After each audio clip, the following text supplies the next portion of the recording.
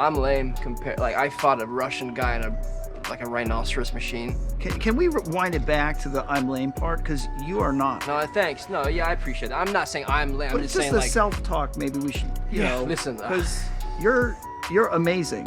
Just to take it in for a minute. Yeah. I can take it in. No, I can take it in. You are amazing. I can take it in. You are amazing. Thank you. Yeah, thanks. Will you say it? All right, so this first clip is from Spider-Man No Way Home.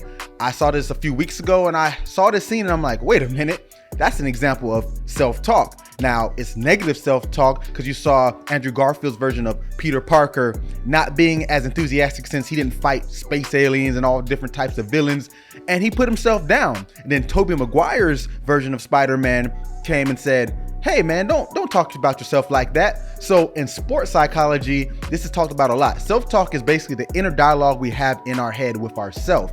And it's funny when I teach this to my clients, because when you think about people saying negative stuff to you outside of yourself, you probably wouldn't tolerate it. You probably would even get mad, in some cases want to fight them.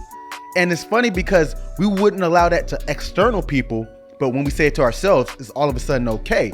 Now with self-talk, it seems kind of like, okay, well, whatever, who cares about what you say to yourself? But think about it. Thoughts are actually a pattern of neurons that make up what the actual thought is. So every time you think that particular thought in your head, these neurons have to fire and the connection gets stronger. Heavy in theory. Neurons that fire together, wire together, meaning it gets more routine. It becomes your default mode. So if you're always thinking, I can't do this or I'm no good, it eventually becomes the automatic pattern that you want to go to when things don't go your way. And you can see how this can be detrimental in a sports situation, but even in just regular life, we can say hundreds of thousands of words per day. So if you're saying things that aren't beneficial, I like to say productive self-talk other than positive, because sometimes people have pseudo confidence and say things that aren't really going to be helpful. Think about things that are productive. So if you say, I'll never be able to accomplish that, it doesn't mean to just go over the top and say, I can do anything, I'm unstoppable. Well, you can, but you can say something more along the lines of, if I was able to put my mind to it, I can eventually achieve it. That way you're setting a tone that it can be done, but you also give room to gradually build up to it. So that's what self-talk really is about. You can practice these things by making lists,